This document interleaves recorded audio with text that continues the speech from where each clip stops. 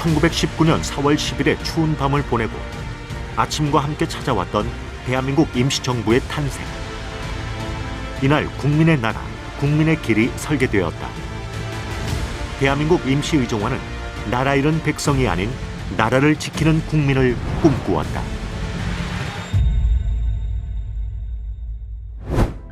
민주주의는 언제나 도전받습니다. 혼란과 갈등의 순간마다 우리는 한 나라의 근본, 헌법을 기준 삼아 그 위기를 헤쳐나갑니다. 대한민국 헌법 제1조, 대한민국은 민주공화국이다. 제2조, 대한민국의 주권은 국민에게 있고 모든 권력은 국민으로부터 나온다. 민주주의가 위기를 겪을 때마다 우리는 이 조항을 되새기곤 합니다. 이 조항을 처음 만든 사람들은 바로 1919년 대한민국 임시의정원이었습니다. 헌법을 기초한 대한민국 임시의정원의 법통은 지금까지 이어져서 오늘날 대한민국 국회라는 이름으로 뿌리내립니다. 자, 그렇다면 지금의 국회는 임시의정원의 정신을 어떻게 계승하고 있을까요? 지금부터 그 이야기를 해보도록 하겠습니다. 민주주의가 흔들릴 때마다 국민의 눈과 귀가 집중되는 곳, 국회다. 대한민국 헌법 제40조에 따라 입법권을 가진 국가기관이기 때문에 가까이에서 지켜보기 위해 국회에 참관 프로그램을 찾는 사람이 많다. 특히 본회의장은 우리 현대사에 굵직한 사건이 벌어지는 역사적인 공간. 국회의원 300명이 모여서 회의를 하고 법안을 가결하고 예산을 확정한다. 우리가 먼저 짚고 넘어가야 할 사항이 있습니다. 바로 우리나라는 헌법이 정한 국가의 권력이 3개로 나눈 3권 분립의 나라라는 점인데요. 이 중에서 국회는 국민의 생활에 영향을 미치고 정책의 근거가 되는 법률을 만듭니다. 참관객들의 표정엔 호기심이 가득하다. 여당과 야당의 자리 배치, 전자투표 방식과 무기명 투표 방식 등을 눈앞에서 확인한다. 국회는 국민이 있어 존재하고 국민이 가진 권력으로 움직이며 민주주의를 직접적으로 실행하는 국가기관임을 확인하는 시간이다. 저는 태어나서 한 번도 이런 것을 본 적이 없는데 이런 것을 보니까 신기하기도 했어요. 국회의 역할은 일단 학교에서는 입법부라고 새로운 법들을 통과시키고 하는 일을 맡는다고 배웠는데 그거와 더불어 조금 나라에 중대한 일이 생겼을 때 여러 당이 모여서 그 사태를 평정하고 조금 잘 다스리는 역할을 하기도 하는 것 같습니다. 국회는 민의를 대변하는 입법기관이다. 이런 권한을 지금의 3권 분립으로 설계한 기관이 바로 대한민국 임시의정원이었다. 처음으로 민주주의를 채택하고 또 지금 국회의 뿌리가 되는 정신이라고 생각합니다. 그런데 그 정신을 보면 요즘은 국회 구성원뿐만 아니라 국민들도 함께 이어가고 있다고 느껴집니다. 그런 거 보면은 지금 내가 있는 곳만이 국회는 아니다. 우리 개개인 모두가 1인 국회다. 이런 생각이 듭니다.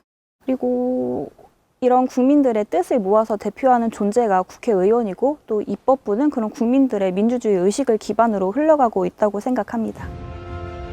1948년 8월 15일 정부 수립, 대통령 기념사는 대한민국 30년 역사를 강조하고 있다. 당시 이승만 대통령은 대한민국이 방금 수립된 국가가 아니라 30년 전인 1919년에 수립한 대한민국의 정통성을 이어받았다고 밝히고 있다. 이는 헌법의 전문에도 담겨 있다. 대한민국은 3.1운동으로 건립된 대한민국 임시정부의 법통을 계승했다.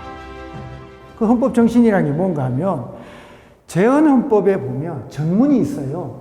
전문에 그 유구한 역사와 전통에 빛나는 우리들 대한국민은 3.1 기민년 3.1 독립운동으로 대한민국을 건립해서 세계에 선포한 그 정신을 이어받아 이제 우리가 민주 독립국가를 재건한다라고 되어 있어요.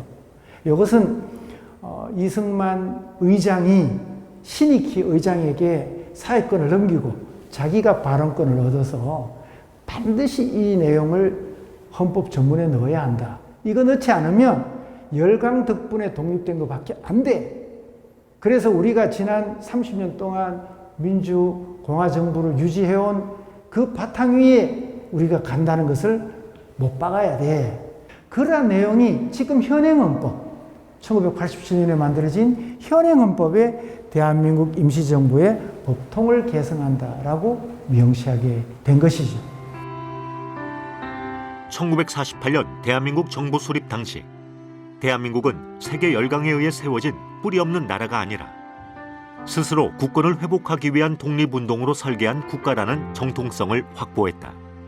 그 자부심의 근간에는 국민의 나라, 민주공화제를 지켜온 대한민국 임시의정원이 있었다.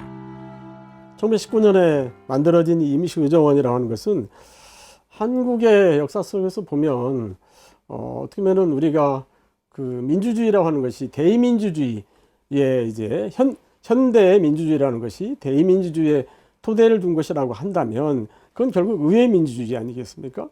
그런 점에서 본다면 이제 이 임시의정원이라고 하는 것이 바로 그 의회 민주주의의 출발점이다. 이렇게 볼 수가 있고 오늘날 한국 국회의 기원인 것은 너무나 당연한 일이죠. 어느 나라를 보든지 간에. 왜냐하면 의회 의원들이 국민의 대표니까요. 선출된 대표니까. 그렇기 때문에 의회가 제일 중요합니다. 그런 점에서 본다면 우리는 임시의정원의 역할에 대해서 다시 한번 주목할 필요가 있다고 생각이 됩니다. 실제 대한민국 헌법과 임시정부 헌법은 놀라울 만큼 닮아 있다. 국가 형태, 국민 평등, 기본권 보장 면에서 매우 유사한 정신을 공유하고 있다. 이는 대한민국이 1948년 갑자기 만들어진 나라가 아니라는 사실을 반증한다. 정부 수립 30년 전인 1919년부터 준비하고 설계한 국가였기 때문에 지금의 대한민국이 앞선 민주주의 제도와 법통을 이어갈 수 있게 된 것이다. 자, 법이라고 하는 것은 정당성의 근거라는 게 있습니다. 그 정당성의 근거는 크게 두 가지인데요. 일단은 국민들이 동의를 했어야 됩니다. 그러니까 국민들이 그 법에 대해서 동의하는 그 수단이 뭐냐? 바로 국회가 되겠습니다. 옛날에는 임시의정원이 되겠죠. 예, 그래서 그 국민적 동의가 필요하고 또 하나는 법이라는 것은 역사가 중요합니다. 그렇기 때문에 우리 현행 법 질서의 모태가 되는 게 바로 임시의정원에서 만든 헌법과 법률이다. 그렇기 때문에 이제 우리가 그 임시의정원에 대해서 이제 새롭게 조명하고 관심을 가질 필요가 있다는 겁니다.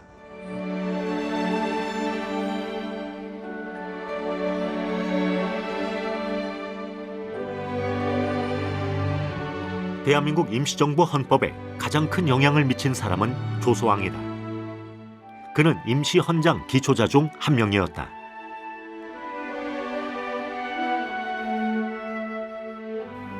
임시의정원의 그 여러 논의 과정을 보면 거기서 가장 중요하게 생각하는 것은 물론 한국의 독립이죠. 그러나 이제 거기에 플러스해서 민주주의 그리고 또 자유주의, 자유를 굉장히 강조했으니까요. 임시의정원에서 만든 여러 그 헌법을 보면은 그런 것들을 대단히 강조하고 있고 또 1941년에 이 그 조소왕 선생이 만들었던 삼견주의에 기초해서 이 건국 강령이라는 것을 이제 임시의정원에서 채택하게 되는데 그러니까 삼견주의라고 하는 것은 정치, 경제, 사회, 정치, 경제, 교육에서의 어떤 균등을 이제 주장하는 것인데 실제로 재헌국회에서 헌법을 만들 때 그런 논의가 많았고 삼균주의를 어떻게 우리가 담을 것인가. 그래서 그 당시 재헌 헌법에 보면 그 전문에 균등이라는 말이 2번이나 들어가 있습니다. 현재 현행 헌법에도 그것이 2번이나 들어가 있어요. 그것은 바로 이제 그 임시정부로부터 내려오는 그런 전통이라고 그렇게 볼 수가 있죠. 조소왕은 누구나 정치에 참여하고 누구나 먹고 살 수 있으며 누구나 배울 수 있어야 한다고 믿었다. 정치, 경제, 교육의 기회를 모두에게 똑같이 보장해야 한다는 것이다. 이 생각은 훗날 대한민국 헌법의 기본권과 사회복지 조항에 담긴다. 그렇게 삼균주의는 대한민국은 민주공화제라는 헌법 제1조에 담겨 우리 사회를 지탱하는 뿌리가 되었다. 대한제국에서 대한민국으로 우리가 발전했잖아요. 그거는 말해서 벌써 군주국가에서 민주국가로 대한제국이 아니라 대한민국이잖아요. 그럼 도대체 뭘까? 제국에서 민국으로 만들어낸 것은 1919년에 대한민국, 그걸 임시정부와 임시의정원이 이끌어간 대한민국 시절에 제가 그래서 줄여서 임시정부 시기의 대한민국이에요. 그것을 정식 정부 시기의 대한민국으로 이어지잖아요. 1919년에 만들어진 대한민국 임시헌장은 당시로선 놀라운 내용을 담고 있었다. 이는 단순히 독립만을 목표로 하는 것이 아니라 정통성을 가진 새로운 나라, 미래 민주공화국 모델을 미리 설계하고 준비한 것이었다. 1919년 첫 발을 내디딘 대한민국 임시의정원은요, 그냥 단순한 회의기구 아니고요, 오늘날 국회로까지 이어지는 중요한 제도적 전통을 남깁니다. 지금도 우리가 소중하게 이어온 전통은요, 임시의정원은 국민의 대표 기관이라는 점이죠. 임시헌정과 의정원법에 따라서 각 지역의 대표를 선출해서 지금의 국회의원처럼 국민의 뜻을 모으고 대변합니다. 민의를 대표했던 임시의정원, 국민의 대표 선출이 가진 이 가치는 과연 무엇이었을까요? 지금의 국회라고 할 수 있는 대한민국 임시의정원은 당시 어떤 방법으로 선출했을까? 1919년 9월 제3회 의정원 회의에서 통과된 임시의정원법에 따르면 제1조에서 의정원은 각 지방 인민의 대표 의원으로 조직함을 명시하고 선거 방법을 규정하고 있다. 이들의 출신 지역에 따라 민단에서 출신 지역에 따라 사람을 뽑도록 하자. 왜? 현실이 지금 국내에서 뽑을 수 있는 형편은 아니니까 그렇게 하기도 하고, 또 나중에 급하게 이동하고 이럴 때는 그 인원을 다 채울 수가 없잖아요. 그래서 인원을 줄이기도 하고, 그러다가 나중에 충칭에 가면 비교적 안정기에 들면 다시 인원이 50명으로 또 늘어나게 되죠. 그런데 이 모든 원칙은 그 지역 출신, 지역 인구 비례로 인원을 배당하고 그 출신 지역의 사람들이 모여서 대표를 선출하도록 합니다. 마침내 최초의 여성 의원이 탄생했다. 여성 독립운동가로 이름을 떨쳤던 김마리아가 황해도 선거회에서 당선된 것이다. 독립신문은 선거계 신기원이라는 제목 아래 여자로서 의원에 당선된 것은 우리 선거계에는 물론 이번이 처음일 뿐더러 세계 열국을 통하여서도 이것이 아직 몇지 안 가는 희귀한 일이라고 기사화했다.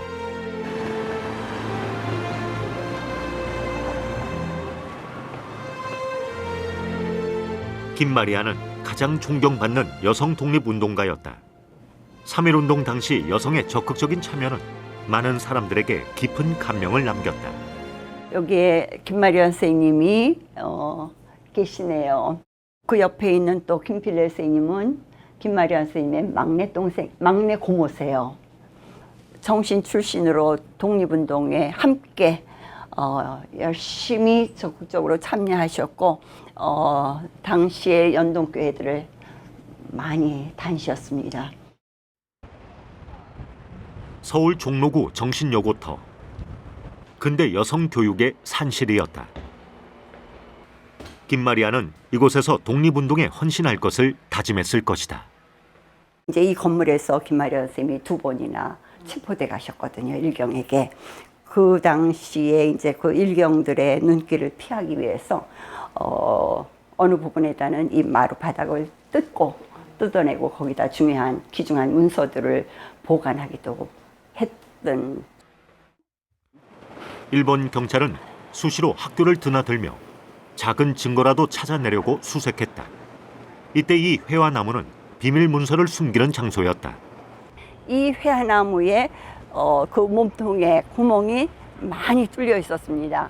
그 나무 속에 비밀 문서도 간직함으로 인해 가지고 일경의 눈을 피하게 되었고, 그래서 바로 이 자리에 있던 회화나무가 우리나라 독립운동의 역사를 그대로 말해주는 아주 귀중한 나무였기 때문에 너무 안타까웠고, 폭설에 쓰러진 나무를 기억하기 위해 푯말을 세우고 가까이에 김마리아 흉상도 두었다.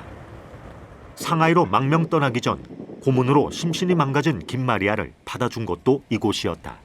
지금은 다 사라지고 한 채만 남아있는데 이 선교사의 집 2층에는 김마리아 선생님이 3.1 만세 독립 이후 체포 구감되었다가 추록하신 후에 2층에 김마리아 선생님이 기거할 수 있는 방을 내어주셨습니다. 최초의 여성 의원으로 화제가 되었던 김마리아. 이를 시작으로 대한민국 임시의정원에는 모두 7명의 여성 의원이 선출되었다. 성별과 나이 그리고 신분의 차이를 두지 않고 똑같은 권리를 부여하는 대한민국은 자연스럽게 여성 의원이 등장했다. 1919년 대한민국 임시의정원이 설계한 민주공화국의 설계도는 현재의 국회로 이어졌다. 지역 대표로 의원을 선출한 대한민국 임시의정원 제도가 이어진 것이다.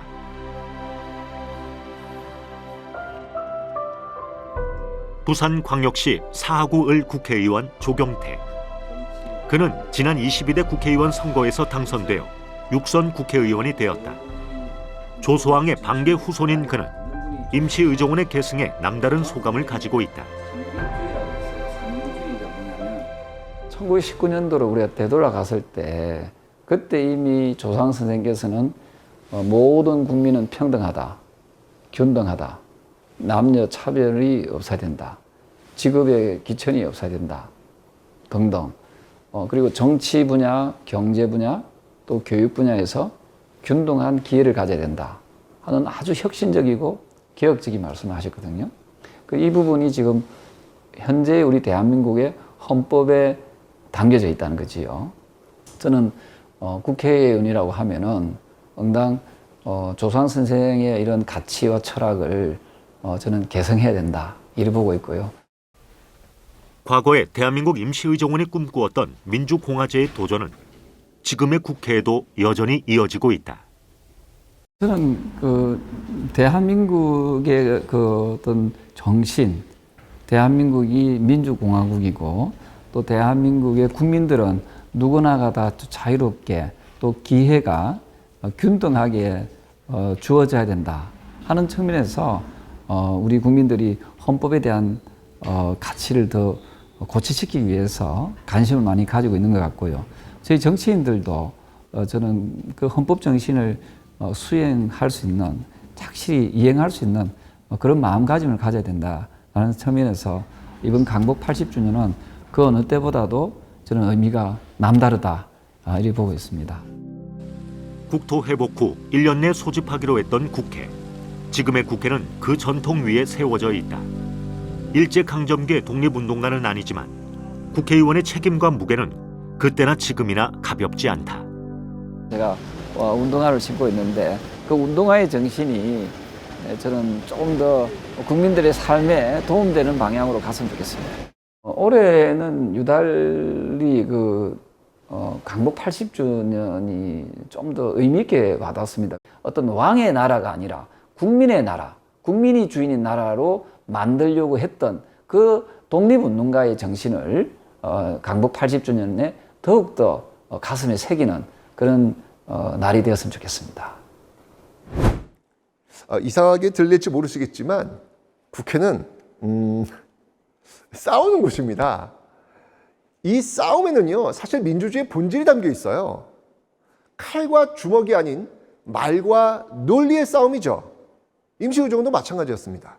좌익과 우익, 외교와 무장, 각기 다른 노선을 가진 대표들이 독립이라는 목표 앞에서 서로 부딪히고 협력합니다. 여러 당들이 서로 다툼을 조정하고 함께 가는 법을 배우는 과정이었던 것이죠. 독립운동 시기에도 대한민국 임시의정원 안에는요, 여러 당들이 있었습니다. 다당제를 통해서 민주주의를 실현하고자 했던 대한민국 임시의정원의 역사, 그 역사를 들여다보겠습니다. 1919년 대한민국 임시정부가 수립될 당시 독립운동가들은 여러 계파로 나뉘어 있었다. 독립운동을 하는 방법과 활동 기반이 다르기 때문에 계파로 뭉치고 나뉜 것이다. 크게는 우리의 독립을 세계 열강에 호소하는 외교 활동을 중요하게 보는 세력과 일본에 대항하여 직접 무장투쟁으로 주권을 되찾아오자는 세력이 있었다. 대한민국 임시정부 안에서는 미국과 국제연합의 위임 통치를 청했던 이승만과 항일 무장투쟁에 기반을 둔 이동휘가 대립했다. 상하이 시내 주택가, 우리는 이동희의 외증손자 호패중 씨를 만났다. 대한민국 임시정부가 수립될 때 이동희는 국무총리에 추대되어 좌우 협력을 이끌었다.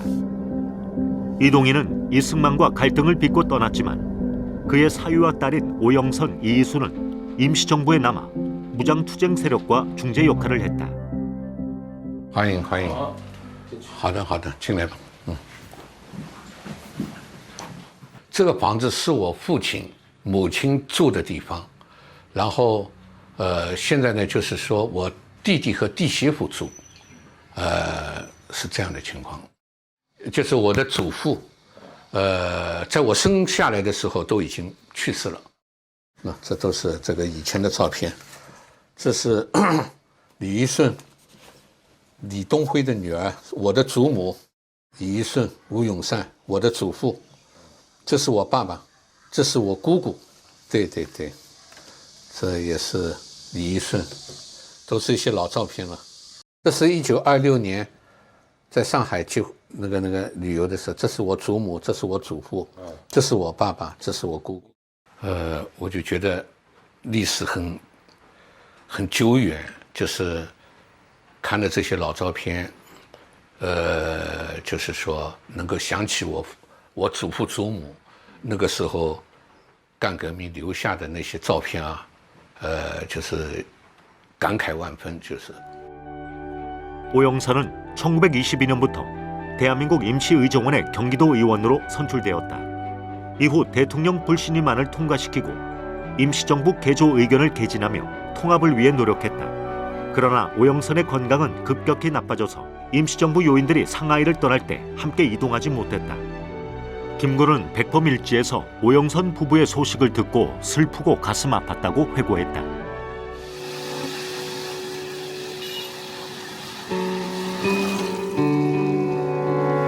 마랑로 대한민국 임시정부 청사.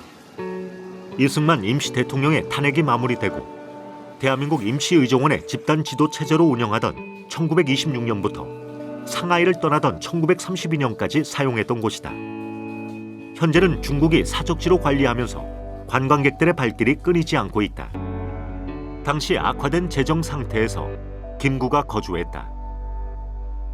마랑로 청사 시절 거행한 윤봉길 의거는 대한민국 임시정부가 독립운동 대표 기관으로 주목받는 계기가 되었다. 프랑스 조개지에 위치했던 부흥공원, 원래 이름은 프랑스 공원이었다. 많은 한인들은 이 주변에서 거주했고 산책이나 운동을 할 수 있는 공원이었다. 한인들은 이곳에서 비밀 대화를 자주 나누었다고 한다. 他们呢，就是在这个公园呢，就成了他们交换独立运动信息的一个重要场所。因为在这公园里呢，很少能够就是被窃听，被那个所以他们的秘密谈话呢，一般呢就是外人呢是很难就了解到的。 점점 조여오는 일본의 탄압으로 상하이를 떠난 임시정부는 1940년 9월 충칭까지 이동했다. 충칭 입성 마지막에 머물렀던 곳은 수촨성 치장구다. 강변에 위치한 타만에는 대표적으로 임시의정원을 지탱하던 이동영 선생의 거주지가 있다. 지금 이게 들어가서 찍을 수는 없네요. 굳이 본다면 이 수밖에 없을 것 같아요.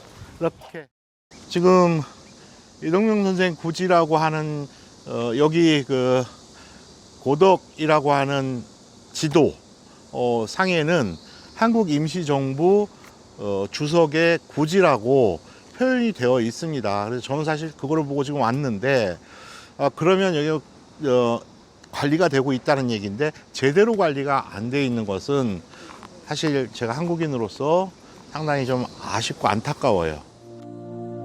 셋집을 전전하며 4,000km를 떠돌았던 당시 독립운동가 가족들의 고생이 미루어 짐작된다.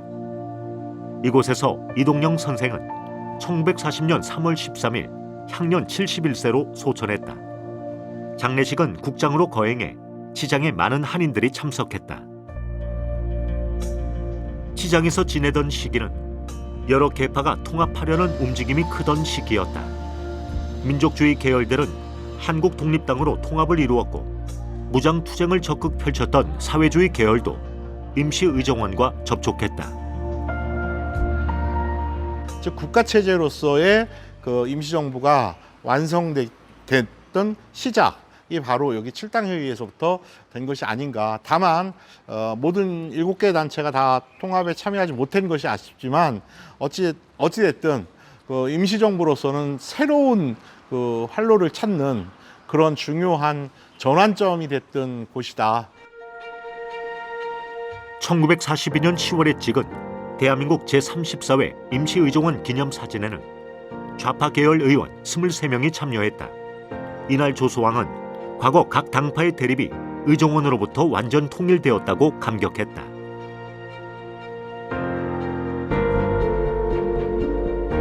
관음암터, 광복군 창설을 준비하던 한국광복진선청년공작대가 잠시 머물렀던 곳이다. 1937년 일본이 중일 전쟁을 일으키면서 대한민국 임시정부는 정규군을 만들기 위해 움직였고 만주와 연해주의 독립군단들을 통합하여 한국광복군을 창설할 계획을 세웠다.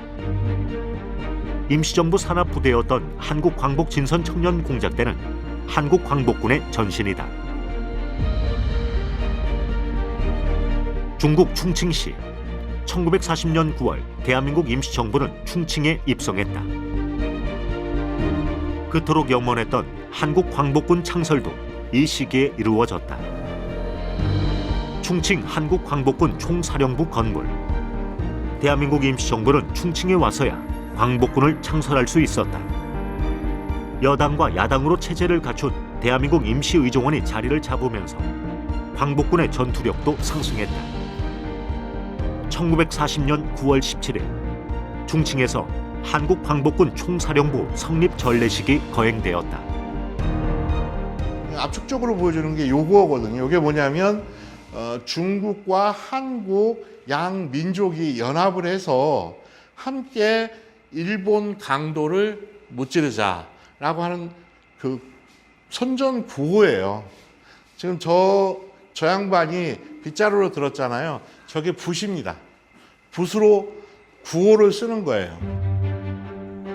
남의 나라에서 창설한 광복군은 초기엔 선전 활동을 주로 담당했다. 점차 전투력을 인정받으면서 실전에 배치되는 경우가 늘어났다. 한국 광복군은 1943년 영국군과 공동으로 인도 미얀마 전선에 파견되었으며 1945년 초부터는 미국 전략사무국 OSS와 공동작전을 수행하기 위한 합작훈련을 하면서 연합군의 일원으로 대일 항전에 나섰다. 이곳은 오사야항 청사 자리다. 충칭에 입성한 대한민국 임시정부가 세 번째 사용했던 청사다. 1944년 연화지 청사로 옮길 때까지 약 3년간 머물렀다. 여기는 김구 선생님이 중경으로 들어오셔서 한 3년간 머무셨다고 하고요. 그리고 이 자리에서 우리가 흔히 알고 있는 백범일지의 하편을 최종 마무리를 하신 것으로 기록이 되어 있습니다. 대한민국 임시정부의 마지막 거처였던 연화지 청사는 통일의회를 바탕으로 활기가 넘쳤다. 당시는 여야의 구성이 갖춰진 다당제가 정착되어 북적이던 때였다. 1944년 4월 열린 제36차 임시의회 선언은 민족주의와 사회주의가 연합하여 전민족 통일전선 정부를 설립했음을 알리고 전민족의 최고 영도 기관이 될 것이라고 밝히고 있다. 원래 민주주의는 정당 정치를 기반으로 하고요. 그다음에 정당 정치라고 하는 것은 본질적으로 다당제, 복수 정당제를 기반으로 합니다. 정당 활동의 자유, 정당 설립의 자유 이런 것들이 모두 또 당내 민주주의 이런 것들이 이제 정당 정치 또 정당 민주주의의 이제 본체가 되는 것이죠. 그러나 우리 대한민국은 이제 복수 정당제를 채택하고 있고 이미 그 과거 임시 의정원 시절부터 복수 정당제로 일관되게 왔습니다. 우리 국회에서 다당제는 자연스러운 제도로 정착했다. 다수결의 단점을 보완하려는 노력으로 소수당의 가치에 주목하는 것이다. 우리는 소수 정당의 목소리를 직접 들어보기로 했다. 기본소득당은 이제 300개의 의석 중에 한 석의 의석을 가지고 있는 아주 작은 정당이고요. 작지만 강한 정당이라고 하는 강소정당이라고 하는 모토로 대한민국의 이 인공지능 디지털 전환과 또 기후위기 시대에 기본소득이라고 하는 새로운 사회개혁이 꼭 필요하다라는 마음으로 기본소득 실현을 위해서 활동하고 있는 정당입니다. 사실 이제 소수 정당이 있어야 소외된 국민들, 소수자들이 대변될 수 있다 이런 말씀들 많이 해주시는데 저는 일견 공감하지만 사실 소수 정당의 역할이 그러면 소수만 대변하는 그런 역할에 머물러야 하는가 이런 고민들을 더 많이 하게 되는 것 같아요. 세월호 참사 직후 용해인 의원은 추모 행진을 주도하며 정치계에 입문했다. 그는 소수의 목소리에 귀를 기울이는 국회의원으로 알려져 있다. 당시에 임시의정원은 다양한 계파의 독립운동가들이 모여 있었던 것으로 알고 있거든요. 오히려 굉장히 다양한 목소리들이 임시의정원 안에 있었기 때문에 더 좋은 방법에 대한 치열한 토론들, 그리고 더 효율적인 의사결정들, 그리고 더 올바른 의사결정들을 내릴 수 있지 않았을까라고 생각하고요. 사실 우리가 오늘날 누리고 있는 이 민주공화국 체제, 그리고 주권재민의 원칙, 그리고 대한민국의 국민을 대표하는 국회의 존재 자체를 가능하게 한 역사적 기초가 저는 임시의정원이었다고 생각합니다. 그래서 각기 다른 생각과 비전을 가지고 있는 독립운동가들이 모여서 대한민국이라고 하는 하나의 이름 하에 모여서 통합과 결단을 이뤄냈던 공간이 또 임시의정원이라고 생각하고요.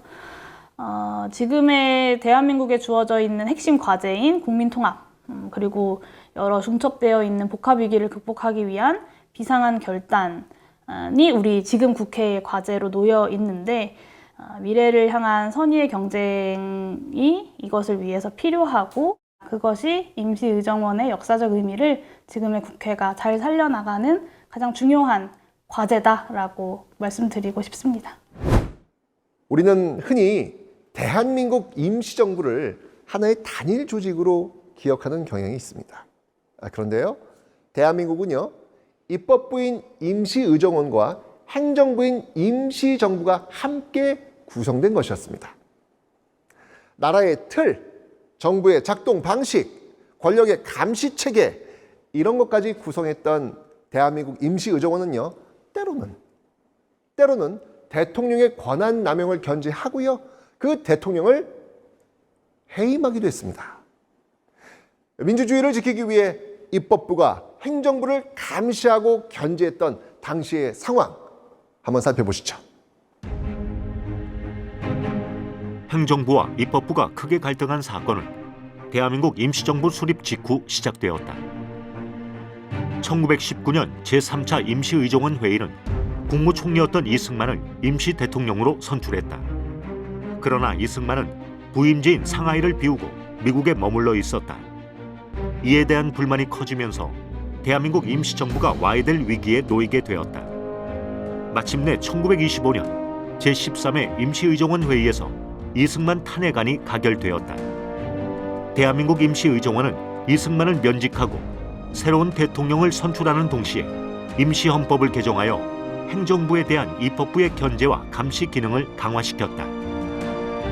이 과정에서 대한민국 임시의정원의 영향력은 크게 약화되었고 다시 회복하기까지 많은 시간을 보내야 했다. 당시 탄핵 결의문에는 눈에 띄는 구절이 있다. 이유 3. 임시 대통령이 헌법과 임시의정원을 부인하였나니라. 임시의정원과 행정부 수반의 갈등이 얼마나 극심했는지를 보여주는 대목이다. 임시의정원은 임시정부를 구성한 정부 구성권을 가지고 있었습니다. 대통령도 임시의정원에서 선출합니다. 그렇기 때문에 대통령이든 정부든 임시의정원의 어떤 그 영향력을 무시하면 안 되는 거거든요. 임시헌법에 있던 탄핵 규정에 의해서 탄핵 절차가 진행이 됐고 그것에 의해 가지고 탄핵이 결정이 된 거죠. 그렇기 때문에 그 당시에 어떤 그 헌법이나 법률의 절차에 의해서 탄핵이 됐다고 볼 수가 있습니다.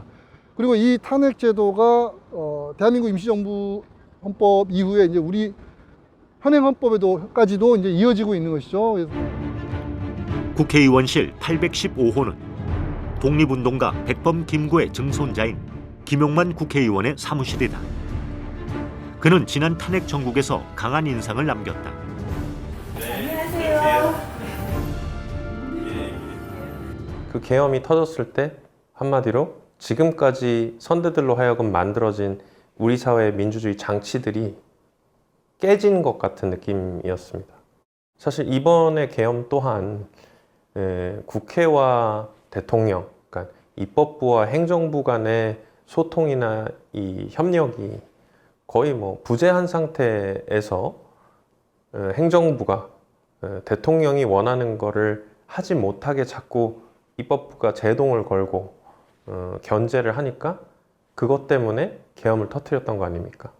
그래서 결국은 대한민국이 참 안타깝게도 비슷한 안타까운 상황을 겪는 거겠지만 저는 비슷하더라도 계속해서 그 경험을 통해 가지고서는 민주주의가 더 발전하고 나라가 더 성숙해져 가는 과정이라고 좀 생각이 들고 있습니다.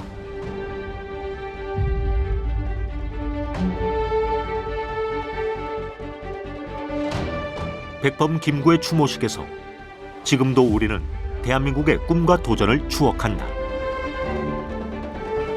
우리 민족이 주연 배우로 세계 무대에 등장할 날이 눈앞에 보이지 아니하는가. 대한 사람이라면 한 대마다 신용을 받고 대접을 받아야 한다.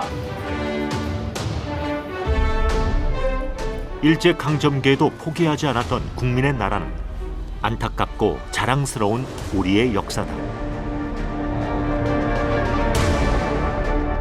마음속으로는 이제 대통령을 통해서 새 정부를 통해 가지고 백범이 그렸던 진짜 우리 대한민국의 모습을 좀 찾아가는 그런 시작이 되기를 내심 바라면서 추모식에 참여를 했습니다.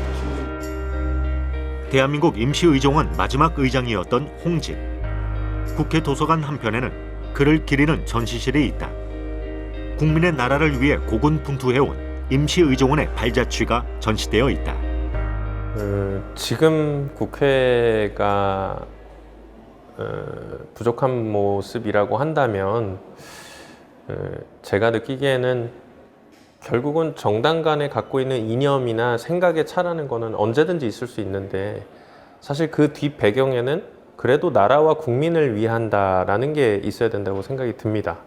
근데 임시의정원 때 혹은 당시에 일제강점기 때 우리 선대 어르신들께서는 어찌됐든 국가가 최우선이다 보니 뭐 행정부 수반의 백범과 이제 의정원 간의 그런 갈등이나 이견을 어떻게든 이겨내려고 노력을 하게 됐던 것도 있는 것 같아요. 백범은 약간 그 공산계열 쪽에 있어서는 좀 견제를 했지만 의정원은 좀 더 포괄적인 통합을 해야 된다라는 의견을 내면서 대립이 됐었지만 계속해서 의견을 조율해 나가려는 노력을 해오는 그런 존중의 관계였던 걸로 압니다.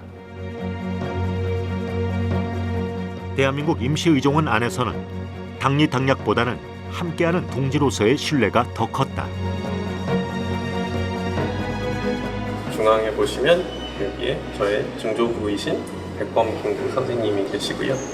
옆으로는 김원봉 선생님도 계십니다. 사실 저도 너무 궁금한데요. 일부 좀 첨예하게 정당 간에 나뉘어가지고 싸울 때는 좀 지나치게 싸웠다고도 혼도 내실 부분도 좀 있을 것 같고요. 또 한편으로는 뭐 제 희망사항이기도 하겠지만 지난 한 3년 동안은 독립운동가 분들이 지키고자 했던 가치와 그리고 그 지켜내려고 하는 과정 속에서 본인들이 희생해야만 했던 수많은 것들이 평가가 절하되고 뭐 일부는 또 훼손이 되고 정말 말 그대로 광복회 회원님들 혹은 독립운동가 후손분들이 굉장히 초라한 시간이었다 이렇게 이제 얘기들을 많이 하는데요. 그런 시간들을 보내면서 문제 제기를 하고 그러면 안 된다는 얘기를 하고 또 국회의원이다 보니까 그렇게 안 되게끔 하기 위한 법안도 발의를 하는 것은 뭐 할아버지께서도 그래 뭐 해야 할 일 했다 그렇게 좀 표현하시지 않을까 하는 생각이 좀 듭니다. 대한민국 임시의정원이 꿈꾸고 상상했던 국회. 그렇다면 지금의 국회는 그들을 어떻게 기억할까? 현재 국회의장에게 질문을 던져보기로 했다. 지금 이제 대한민국 임시의정원의 그 법통을 이어받은 이 지금 국회. 이 국회의 어떤 책임과 역할에 대해서 여러 의원분들의 이야기 좀 들어봤는데 의장님의 그 책임과 역할은 뭐라고 생각하시는지 궁금합니다. 임시의정원이 민주공화제를 만든 것이고 우리가 정말 대단한 거는 위기 때마다 국민들이 나서서 민주주의를 지켜왔잖아요. 그런 속에서도 세계에서 가장 민주주의와 경제 성장을 동시에 빠른 속도로 이룬 우리나라란 말이죠. 그렇죠. 이제 그렇기 때문에 이 위기 극복 DNA를 갖고 있는 우리 국민들이고 현대사를 보면 많은 시기 민주주의를 해치는 그런 그 독재 권력 또는 권위주의 정권의 그런 뭐 역사적 도발이랄까 그런 게 있었단 말이에요. 네. 그때마다 국민들이 나서서 그 하나하나 문제를 극복해가고 결국은 지금의 민주주의를 만들어낸 거죠. 이제 그런 점에서 보면 국회의장이 지금 해야 될 역할, 그것은 우리 국민들의 뜻을 제대로 받들어서 모든 권력은 국민으로부터 나온다라고 하는 걸 실현해 가는 겁니다. 솔직히 말씀드리면 많은 분들이 그러시더라고요. 와, 국회 다시 봤다. 물론 이게 뭐 법적으로 다 돼 있음에도 불구하고 사실은 잘 모르셨거든요. 그래서 많은 국민들이 그러시죠. 첫 번째, 계엄 때문에 놀랐다. 두 번째, 이게 국회에서 해제 요구해서 가결이 되는 거에 또 놀랐다. 이게 진짜 되더라. 라고 하는 또 그런 생각이 있었는데, 그렇게 하니까 비상계엄을 해제하더라. 그게 사실 그거 잘 모르시거든요. 근데 이 TV 보면서 이게 의장님이 이렇게 땅땅땅 두드리면 군인들 나가더라고요. 된 거야? 이렇게 계엄 해제 요구가 가결되고 이렇게 정리가 될 수 있었던 그 배경은 뭐라고 생각을 하세요? 결국은 국민들의 힘입니다. 이번에도 국민들이 와서 국회를 지켜줬고 또 지키는 걸 넘어서서 국회의원들이 담을 넘어서 들어올 수 있도록 어깨를 내주기도 하고 그래서 국회의원들이 모인 거죠. 그리고 들어와서 이 헌법이 정한 절차, 개헌법이 정한 절차가 있어요. 그리고 국회법이 정한 절차가 있고 그 절차를 꼼꼼하게 다 절차를 밟아서 처리를 했죠. 절차를 잘 이행하려고 하는 그런 노력이 있었고 이런 것들이 계엄을 해제시키게 된 그런 배경인데 그거는 역시 다 합쳐서 보면 민주공화제를 제대로 지키려고 하는 우리 국민들, 모든 권력은 국민으로부터 나온다라고 규정한 우리 헌법, 이 힘입니다. 지금 말씀하신 거에 아마 종합판 같은데 국회가 민주주의의 최후의 보루다라는 말이 있지 않습니까? 그게 어떤 의미인지. 민주주의를 해치는 여러 가지가 있죠. 근데 요번 이제 극단적으로 비상계엄을 보면 비상계엄 법에 비상계엄으로 통제할 수 있는 거는 행정부와 법원입니다. 그런데 입법부에 대해서는 통제할 방법이 없어요. 입법부는 비상계엄 하에서도 입법부의 활동을 할 수가 있고 그리고 비상계엄을 해제할 권한이 입법부에 있어요. 그러니까 민주주의를 지키는 마지막 보루가 어디냐? 그런 점에서 보면 국회죠. 사실은 국민입니다. 이번에 국회가 국민들이 지켜주고 그런 속에서 국회의 역할, 최후의 보루로서 국민들의 대의자로서의 역할을 하고 그래서 비로소 민주주의의 최후의 보루 대한민국 국회라는 말을 쓸 수 있게 됐어요. 저도 굉장히 기쁜 일입니다. 대한민국 임시의정원이 남긴 유산은 단지 과거의 기록이 아니라 되새기고 나아가야 할 미래다. 우리의 국회는 서구 열강에 의해 갑자기 탄생한 제도가 아니다. 국민의 나라를 세우기 위한 위대한 여정. 대한민국 임시의정원과 함께 국민의 나라를 꿈꾼다.